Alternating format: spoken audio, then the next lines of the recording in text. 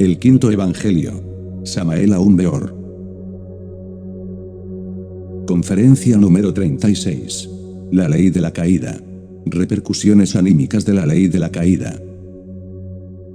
Fecha de grabación: 1971. Lugar de grabación: no consta. Contexto: tercera cámara. Fuente del texto: equipo de gnosis2002.com. Hablemos algo sobre la gravedad de los mundos. Incuestionablemente, todo planeta y todo sol tienen su punto matemático de estabilidad. Quiero referirme en forma enfática al centro gravitacional, al núcleo de cada mundo, de cada estrella. En lo que hace a este nuestro planeta Tierra, es obvio que no es una excepción. Su centro de estabilidad se encuentra en el corazón de la Tierra, en el centro mismo de este organismo planetario. Mirada la ley de la gravedad desde diversos ángulos, descubrimos su aspecto exotérico o público, y también su aspecto esotérico o secreto. Cualquier planeta del espacio, cualquier sol necesita forzosamente de un centro de estabilidad. Así pues, el núcleo de nuestro planeta Tierra es aquel punto matemático donde vienen a confluir muchas fuerzas cósmicas universales. Si nuestro planeta y los planetas, si nuestro sol y los soles no tuvieran un centro de estabilidad, obviamente, tampoco podría existir la gravitación universal, entonces la existencia del cosmos resultaría imposible. Si nuestra Tierra y las demás tierras del espacio, si nuestro Sol y todos los soles del infinito no tuvieran ese centro de estabilidad, no poseyeran tal núcleo gravitacional, es incuestionable que el mal crecería en forma exorbitante ad infinitum, no podría ponérsele dique a la perversidad, sería esta tan ilimitada como el infinito mismo. Mas, gracias al centro gravitacional, gracias al centro de estabilidad planetaria, existe el límite para el mal. De esto deben ustedes inferir con claridad meridiana que existe la ley de la caída universal. Todos los cuerpos, desde el punto de vista exotérico, caen hacia el centro de la Tierra de acuerdo con la fuerza de la gravedad, eso lo sabe cualquier físico, ¿verdad? Pero lo que no saben los físicos es que todos los egos, todos los yoes, toda esta humanidad involuciona, se precipita hacia el centro de gravedad de la Tierra de acuerdo con la misma fuerza, eso es lo que ignoran. Si no fuera por ese centro de estabilidad, nuestro universo no podría tener verdadero equilibrio cósmico. Ya saben ustedes que se nos asignan siempre 108 existencias. Es claro que si durante esas 108 vidas no nos autorrealizamos, entonces nos precipitamos hacia el centro de gravedad de la Tierra, de acuerdo con esa gran ley que se llama de la caída. Descendemos involucionando hacia el centro de estabilidad, nos precipitamos dentro del interior de la Tierra hasta llegar al núcleo gravitacional. Es en tal núcleo donde se viene a restablecer la prístina pureza de la esencia, es en tal núcleo donde viene a establecerse dentro de nosotros el equilibrio auténtico, es en tal centro de estabilidad donde pasamos por la muerte segunda, donde nos reducimos a polvareda cósmica, donde exhalamos el postrer aliento. Así pues, en ese núcleo se balancean las fuerzas evolutivas e involutivas. De acuerdo con la ley de la caída, nos precipitamos involucionando hasta llegar a ese centro de estabilidad, a ese núcleo terrestre, y luego, después de la muerte segunda, la esencia ingresa en una nueva evolución, asciende, sale a la superficie, a la luz del sol, para recomenzar la jornada, para reiniciar una nueva marcha evolutiva que ha de comenzar rigurosamente desde la dura piedra. Empero el sitio donde confluyen esas fuerzas de involución y evolución, el centro de estabilidad, el punto matemático está precisamente ahí, en el corazón de la Tierra. Dícese que es de una extrema densidad, y así es. De manera que esa ley gravitacional de los mundos tiene por basamento el centro de estabilidad. Basados, precisamente, en esa ciencia de la gravitación universal, muchos navegantes del espacio pudieron propulsar sus naves. Inconscientemente, estos terrícolas que lanzan cohetes a la Luna están usando la fuerza esa del centro de estabilidad de los mundos. La Luna atrae a tales cohetes, los propulsa y ellos giran alrededor de ese satélite. De regreso, tales cohetes son atraídos después por la fuerza de gravedad de la Tierra, llegando a grandes velocidades y, por último, descienden atraídos por tal fuerza sobre la epidermis de este planeta. Obviamente, los navegantes del espacio estudiaron a fondo la ley de la caída. Ellos también saben utilizar esa fuerza maravillosa de atracción de los mundos. Cuando quieren descender en cualquier planeta, irradian sus naves una sustancia cósmica especial que les permite claramente aislarse de la atmósfera donde están bajando, desgravitar su nave para descender suavemente sobre el planeta que están visitando. Si no irradiaran esa sustancia, sería imposible eliminar tal atmósfera y aislarse, aunque fuese por un momento, de la fuerza de atracción, entonces caerían sobre la Tierra fulminados, morirían. Pero ellos desgravitan sus naves mediante una fuerza eléctrica, que es sutil, y esta les permite bajar suavemente, descender. Grandes maestros trabajaron y siguen trabajando en esas naves cósmicas, naves que viajan a través del espacio. Muchas de ellas, como les he dicho, la mayoría, utilizan la fuerza gravitacional de los mundos. Desde el punto de vista esotérico, resulta extraordinario que tengamos que comportarnos exactamente de acuerdo con la ley de la caída. Obviamente, si nosotros no nos libertamos de esta trágica rueda del samsara, tendremos que caer hasta el núcleo exacto del planeta Tierra, hasta su centro de estabilidad, involucionando lamentablemente. Allí nos volveremos polvo y eso es obvio. Entender esto es importante, pero para entenderlo se necesita autoexplorarnos a sí mismos, porque nuestra Tierra es una verdadera torre de Babel donde ya nadie entiende a nadie. Debemos saber que existe en nosotros dos formas de cerebración. Una, la podríamos denominar cerebración por el razonamiento, por las ideas etc. La otra, bien podemos denominar ya cerebración por la forma. Al cerebrizar por el razonamiento, subconscientemente estamos cerebrizando también, en forma simultánea, con la forma. En otros términos, cada cual está interpretando a su manera, dándole la figuración que quiere. Cada cual figura la doctrina de acuerdo con sus costumbres, idiosincrasia psicológica, etc. Mucho de lo que nosotros estamos escribiendo en nuestros libros, por ejemplo, podría tener un contenido íntimo muy diferente en otros países europeos o africanos, porque ahí hay otras razas con otras costumbres, otras herencias, otros ambientes, y aunque la doctrina pueda ser expuesta con claridad, el contenido de ella viene a resultar un poco diferente entre gentes de otras razas. Creo que ustedes ya van entendiendo lo que es el continente y lo que es el contenido, lo que es la cerebración por el razonamiento y lo que es la cerebración por la forma. Podemos cerebrizar razonando inteligentemente y también podemos, simultáneamente, darle la figuración que deseamos a la doctrina, y cada cual se la da a su modo particularmente, de acuerdo con su propia idiosincrasia de tipo psicológico. Hay que tener en cuenta estos factores para poder ponernos de acuerdo. Quiero invitarles a todos a cerebrizar de una forma correcta el análisis y en forma igual, guardando rigurosas concomitancias para con la forma, para poder captar realmente a fondo el contenido íntimo de lo que estamos diciendo. Es decir, que podamos ponernos de acuerdo, porque saber hablar es una cosa, pero saber escuchar es más difícil que saber hablar. Yo puedo estar hablando, pero lo que no puedo es estar seguro es de que ustedes estén sabiendo escuchar. Y es necesario que ustedes sepan escuchar, que puedan cerebrizar inteligentemente los conceptos que estoy emitiendo, pero que también puedan figurarlos tal como son con exactitud, porque la figuración resulta un poco diferente en cada uno de los que están escuchando. Cada cual puede figurarse lo que estoy diciendo a su modo, de acuerdo con su idiosincrasia, de acuerdo con su herencia, con sus ideas y linaje, etc. Es claro, mis caros hermanos, que toda ley de la naturaleza tiene doble aspecto. Por eso dicen los antiguos que todo lo que se hace en la vida es como una vara de dos puntas, todo se manifiesta de acuerdo con la dualidad. Nunca podemos hacer el bien sin hacer el mal, desgraciadamente, porque esa es la ley de la dualidad. Si ganamos amigos, crecerán nuestros enemigos, eso es obvio. Nosotros estamos enseñando la doctrina de la autorrealización. Pero las gentes, la mayoría de las que pertenecen, por ejemplo, al brahmanismo, a otras sectas, pues se sienten afectadas, y si nuestro movimiento toma gran fuerza, nos calificarán de perversos. Perderán ellos gentes y eso no nos lo perdonarán, podrán algunas sectas quedarse sin gente. Lamentable, pero ni modo. Es que toda vara tiene dos puntas, eso es obvio. Adquirir el verdadero estado de hombre auténtico resulta ciertamente un poco difícil, mas no imposible.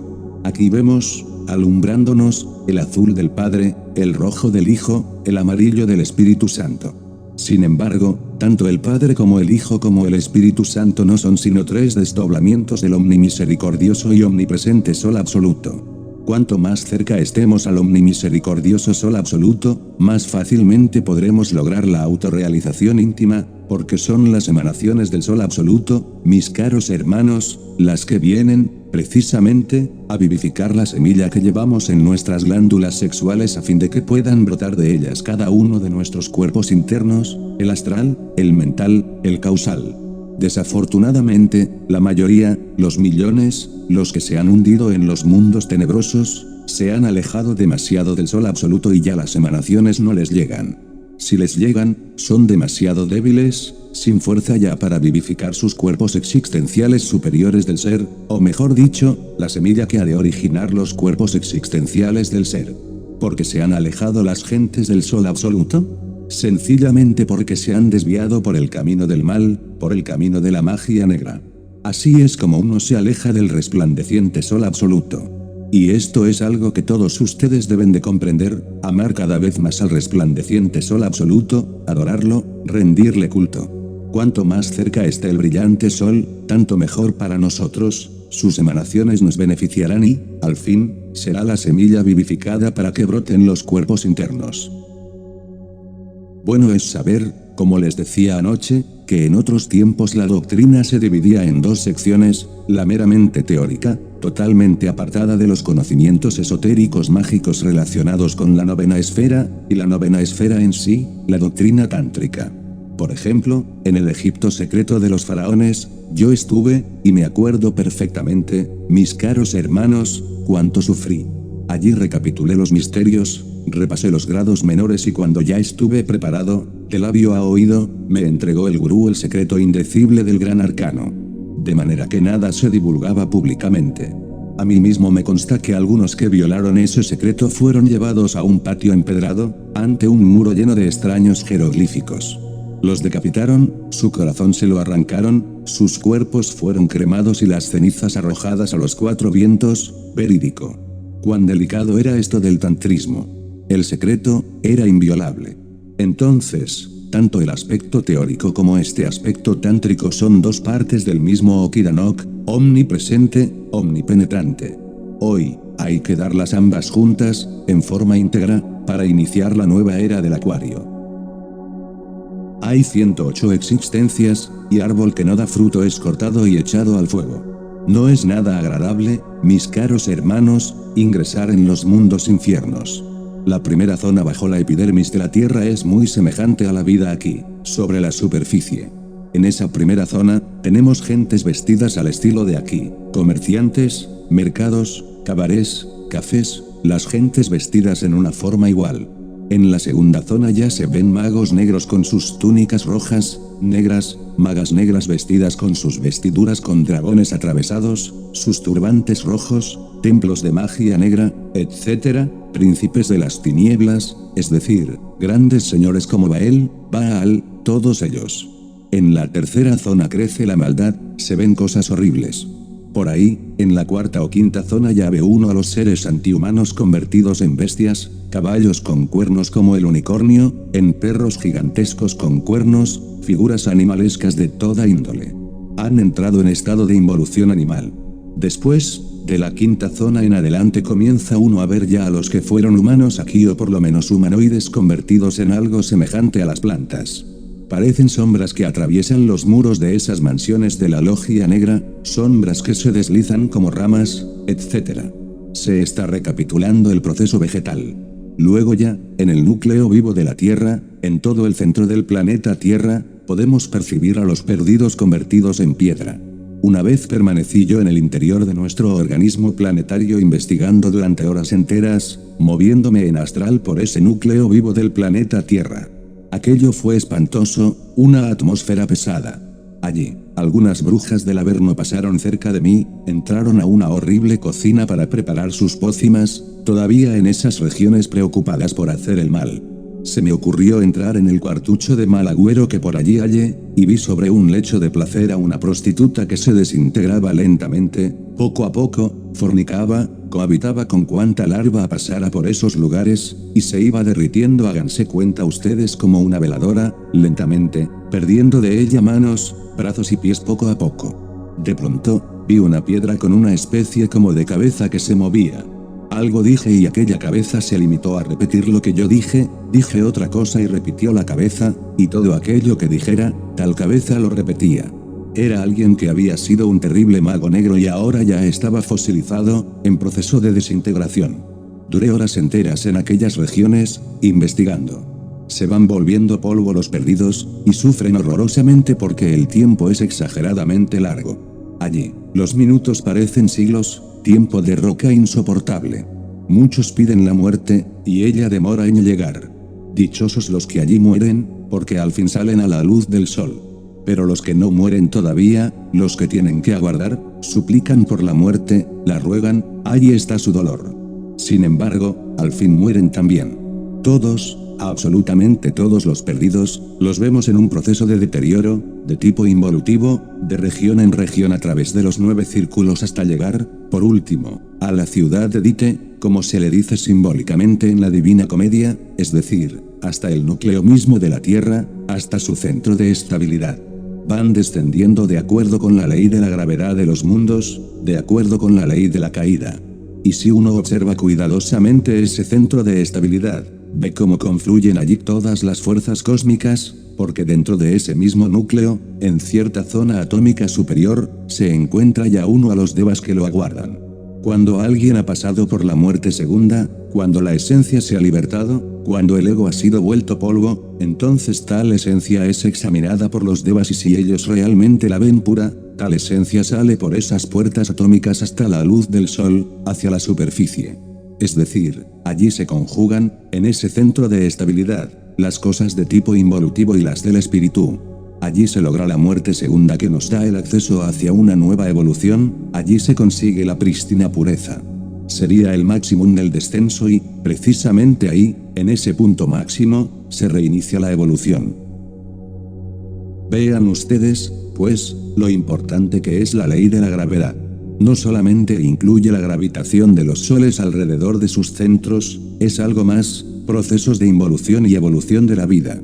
Desde un punto de vista puramente mecánico, vemos a la ley de la caída en acción en todo el cosmos. Los mundos quieren caer en un sol, y los soles quieren caer en otro sol. Tiene esa fuerza la caída mutua, giran todos alrededor de su centro de gravitación. Por mucho que nosotros descendamos, no podremos descender más allá del centro de estabilidad planetaria en que vivimos. Si no existiera tal ley, no existiría la ley de la caída, entonces, el mal, el ego, el yo, el mí mismo, el sí mismo se fortificaría infinitamente, y la esencia quedaría enfrascada entre el ego, entre el yo por toda la eternidad sin posibilidad alguna de liberarse. Porque querer ponerle leyes evolutivas al ego, acomodar el ego a las leyes de la evolución, hacer que tal ego siga en forma de perfecciones hasta llegar a la divinidad es totalmente absurdo. Ignoran, de hecho, el arcano 10 de la Cábala, y dijera también, la ley de la caída y la gravedad de los mundos, que valdría eso a querer crear un universo sin la ley de la gravedad o a pensar que podría existir un cosmos sin gravitación, cosa absurda de verdad.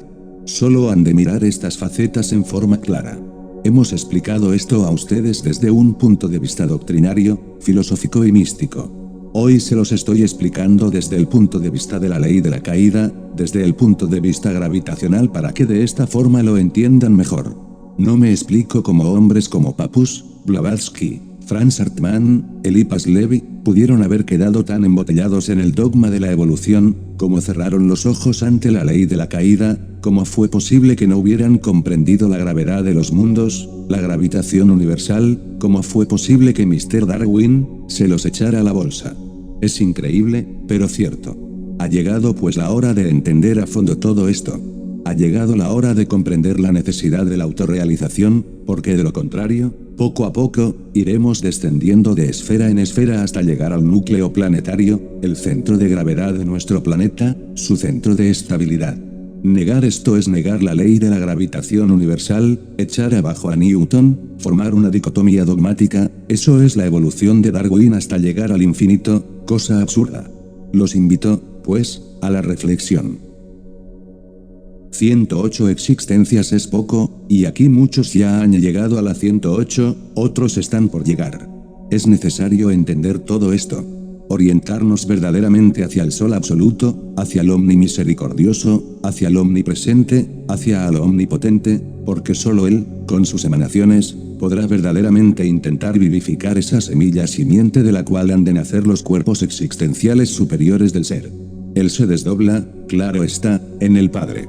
El Padre se desdobla en el Hijo se desdobla en el Espíritu Santo y el Espíritu Santo, a su vez, se desdobla en la Divina Madre Kundalini que, enroscada 3 veces y media, aguarda en el Muladhara a la hora de ser despertada. No podrá despertar sino mediante la fuerza del tercer logos, la fuerza sexual. Hay que entenderlo. Si no entendemos eso, tampoco podremos entender el sacramento del bautismo. Recuerden ustedes que a Rama lo bautizaron en el Ganges, pero antes de ser bautizado por el gurú se le dio primero las explicaciones sobre la ciencia de la potencia y de la ultrapotencia, es decir, se le enseñó el Sahaja Maituna, se le enseñó a manejar el hidrógeno sexual Si-12, se le enseñó las escalas de los hidrógenos. Solo después de haber recibido esa información, se comprometió a trabajar en la forja de los cíclopes, a transmutar el agua en vino. Por eso, después de tal compromiso, se le bautizó. El bautismo fue el sello que hizo, el juramento, entró en el Ganges, y ahí juntó sus manos y el gurú le echó el agua. Fue bautizado lo mismo que Jesús en el Jordán. El bautismo, mis caros hermanos, simboliza la transmutación de las aguas de vida en el vino del Espíritu, en el vino de luz de la alquimia, dijéramos, un compromiso que uno hace con la divinidad mediante el sacramento. Se compromete uno, rigurosamente, a trabajar en la novena esfera para lograr la autorrealización. Ese es el bautismo bien entendido. Hoy se ha perdido el sentido del bautismo, desgraciadamente. A Jesús lo acusaban los gnósticos bautistas de haber deformado el bautismo de Juan. Tal acusación era falsa porque Jesús nunca deformó el bautismo. Tampoco fue que lo aprendiera de Juan, lo trajo de la India. Como les dije, Rama fue bautizado, todo iniciado antiguo fue bautizado. Jesús lo enseñó, instruía a sus discípulos enseñándoles los misterios del sexo y luego les bautizaba. Vean ustedes cómo se ha perdido el sentido del bautismo. Hoy ya no saben las gentes qué cosa es el bautismo ni qué significa. El estudio de las religiones comparadas suele ser muy útil. Interesante resulta que el bautismo de Juan y el de Rama fueran tan semejantes. Jesús, en sí mismo, era un budista, muchas de las enseñanzas dadas por el Nazareno tienen sabor budista. Si uno estudia cuidadosamente el catecismo del Buda, y luego lee el Evangelio del Cristo, puede notar perfectamente que Jesús en el fondo era todo un budista, y así le llamaban, Jehú, le decían, que es el Mercurio, Buda. Solo que como lo odiaban los fariseos, decían, es un falso Jehú, que viene a destruir nuestra religión ortodoxa, es decir, que levantaron las acusaciones más espantosas. Pero todo el Evangelio de Jesús es completamente alquimista y cabalista. Tiene también en sus palabras, el sabor de los caldeos, y de los fenicios y persas. En sus matemáticas, en sus profecías, existe la sabiduría pitagórica. Él viajó por diversos lugares del mundo, a eso se debe la perfección de sus palabras. Él trabajó también en la novena esfera en la tierra sagrada de Egipto. Así pues, hermanos, es necesario reflexionar un poco, evitarnos la caída. No les deseo a ustedes el descenso hasta el centro de estabilidad del planeta Tierra. No se lo deseo porque en esas regiones del interior del mundo se sufre demasiado. No es, pues, eso nada deseable. Bien, ahora me limitaré después de esta plática, a escuchar preguntas y responderlas. Habla hermano. Pregunta. ¿Por qué es el punto de estabilidad del centro de gravedad sin el cual no existiría la armonía cósmica, y qué relación tiene con los humanoides encontrados? Respuesta del maestro Samael. Exactamente, tú lo has dicho, da el equilibrio a los humanoides. Allí se establece el completo equilibrio entre las fuerzas de la involución y de la evolución, el equilibrio del bien y del mal, el equilibrio del descenso y del ascenso. Así como el núcleo es el que da equilibrio a todo el cosmos, porque alrededor del núcleo de nuestro planeta Tierra gira la luna y gira también la otra luna, la luna negra o Lilith, que está más allá de la luna blanca, así también, alrededor, por dentro del centro gravitacional, del centro de estabilidad del Sol, giran los planetas del sistema solar, se mantiene el equilibrio del cosmos. De la misma forma, internamente, se mantiene el equilibrio de la psiquis colectiva. Porque si no fuera por eso, no existiría equilibrio, el ego continuaría existiendo, se robustecería cada vez más en forma ilimitada y la esencia, embotellada entre el ego, no podría escapar nunca jamás. Afortunadamente, existe el equilibrio y los yoes se precipitan, de acuerdo con la ley de la caída, hacia ese punto equilibrante, hacia ese centro de estabilidad donde se desintegran. Entonces, al desintegrarse, se establece el equilibrio en la esencia, recobra esta su prístina pureza original.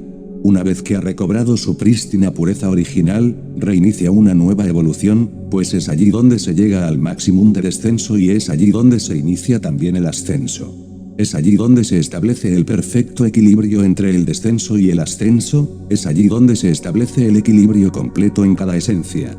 Vean ustedes las dos caras de esa gran ley de Newton, de la ley de la gravedad, vean los dos aspectos, el exotérico o público y el esotérico o secreto. Es lamentable, fastidioso, que esos rosacrucistas, esos acuarianistas, etc., no hayan visto esto, el aspecto esotérico o secreto de la ley de la gravedad.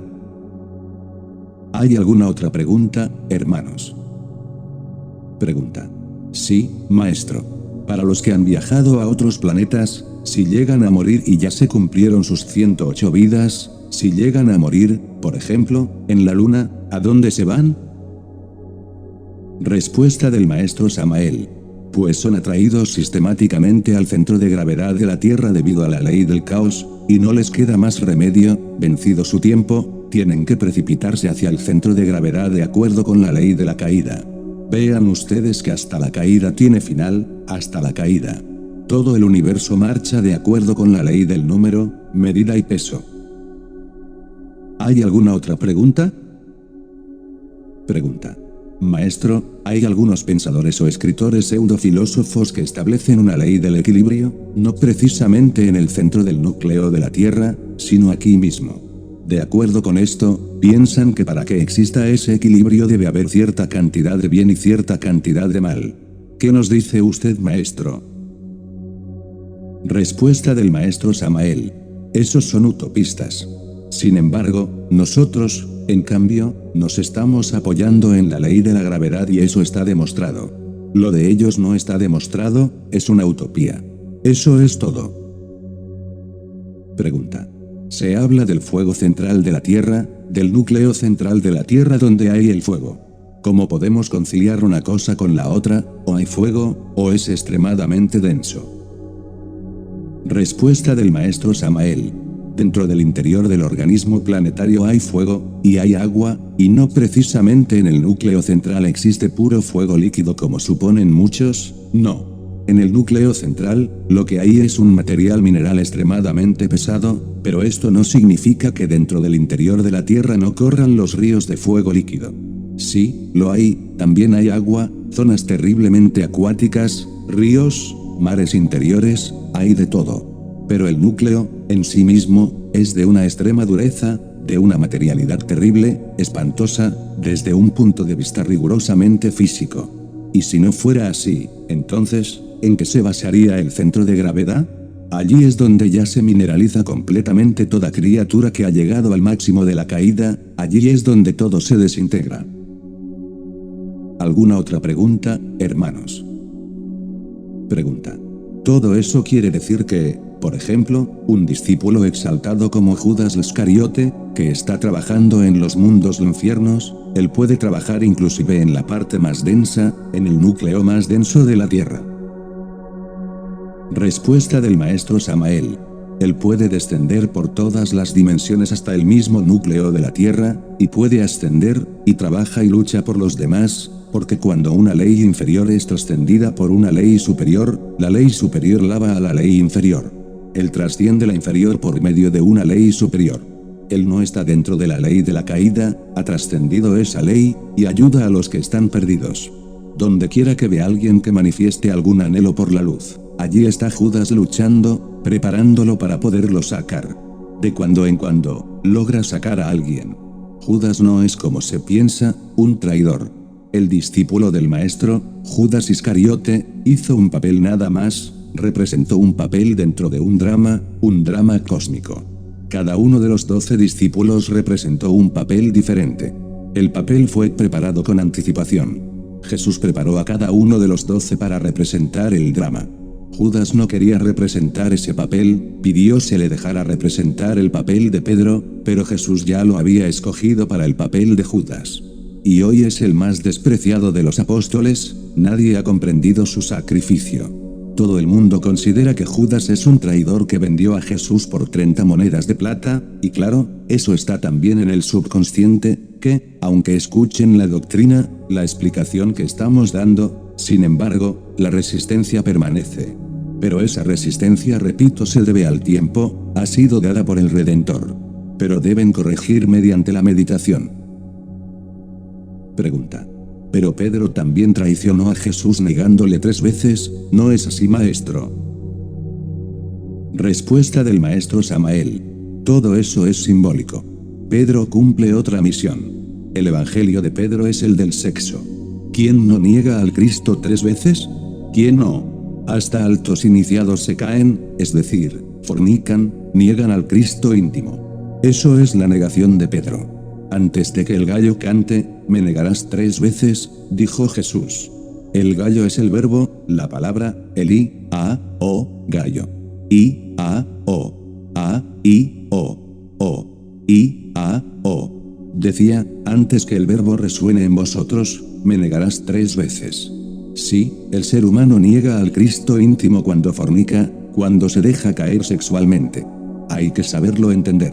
La doctrina de Pedro es la del sexo, y la doctrina de Juan, directamente, I-E-O-U-A, es el verbo, la palabra. Por eso Pedro dice, bueno, ¿y este qué?, refiriéndose a Juan. Contesta Jesús, ¿y si quiero que él permanezca aquí hasta que yo vuelva? ¿Qué? Sí, el verbo aguarda en el fondo del arca, el instante de ser realizado. Cada uno de los 12 tiene su doctrina y eso hay que saberlo entender. Sin Judas, por ejemplo, no hay drama. Judas es importante, es el ego, el yo que hay que disolver. ¿Cómo va a haber el drama si no disolvemos el ego? Podría existir en forma simbólica, pero ¿cómo lo realizaríamos de verdad si no nos resolviéramos a morir de momento en momento, de instante en instante? Se nos ha entregado la doctrina, pero hay que comprenderla. Necesitamos verdaderamente cristificarnos, o de lo contrario, de acuerdo con la ley de la caída, nos tocará bajar precipitadamente hacia el centro de estabilidad de la Tierra para reducirnos allí a polvareda cósmica. Ustedes resolverán. Repito, yo no dejo de lamentar que no se hubiera enseñado antes todo esto, y es que la humanidad permaneció durante mucho tiempo embotellada en el dogma de la evolución, un dogma utópico, sin bases, sin fundamentos de ninguna especie. ¿Hay alguna otra pregunta? Pregunta. ¿Cómo se concilia el hecho de que siendo el centro de gravedad la parte más densa, más material de la Tierra, que esté allí precisamente, el Santo 8 y allí resida el regente de la Tierra? Respuesta del maestro Samael. Ese es el centro de estabilidad, el centro de equilibrio de todo. Allí, los egos se vuelven polvo para que la esencia se libere. Allí, las fuerzas de la involución y la evolución se balancean, se equilibran. Por tanto, es allí donde tiene que estar el Santo 8, cerebro, corazón y sexo del genio de la Tierra, es el punto equilibrante de nuestro mundo. Allí, la esencia tiene por eso su completo equilibrio, allí está el fin del ego mediante la muerte segunda. Es el centro más importante de nuestro planeta, el gran equilibrador. Es allí donde se viene a conjugar maravillosamente la luz y las tinieblas, la involución y la evolución. ¿Entendido? Habla, hermano. Pregunta. Cuando se dio el intelectualismo moderno, ¿no se logró cierto avance, maestro? Respuesta del maestro Samael. Pues el intelectualismo moderno es una deformación de la realidad, un producto del deterioro de la mente, porque estos bípedos tricerebrados de tipo intelectivo están demasiado alejados de las emanaciones del sol absoluto. Es claro que en el ser humano hay 2 aspectos subconscientes definidos, uno que podríamos decir está formado por las impresiones mecánicas de la naturaleza y por aquellas ideas, palabras huecas que escuchen aquí, allá y acullá. El otro está formado por el ego, por la raza, por la herencia, por el intelecto, etc. Esos dos aspectos del subconsciente son lamentables. El intelectual moderno, desprovisto de espiritualidad, es una máquina más, una máquina con esos dos aspectos, el exotérico o exterior, totalmente mecanicista, formado por impresiones externas, y el interior, formado por su intelecto y sus herencias, su herencia de familia, y sus defectos y errores dentro del subconsciente. De manera que el intelectualismo moderno, en el fondo, es subconsciente, por lo tanto, no sirve. Lo real está más allá del vano intelectualismo moderno, hay que buscarlo en la conciencia despierta. Pero despertar la conciencia es vital para descubrir los defectos. Entonces pasamos más allá del simple intelecto. Eso es todo. ¿Alguna otra pregunta? Ninguno se quede con dudas. Pregunta. ¿Este intelectualismo, entonces se basa en la magia negra? Respuesta del maestro Samael. Pues sí, obviamente. Pregunta. ¿Y ese intelectualismo, tiene alguna representación? Respuesta del maestro Samael. Pues sí, representa a Mammón. Mammón tiene dos aspectos, el intelecto y el dinero. De manera que ellos representan a Mammón.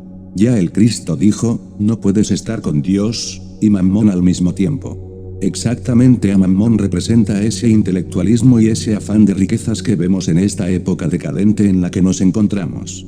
Las gentes que rinden culto a Mammón no quieren reconocer los defectos psicológicos porque ellos son los defectos mismos.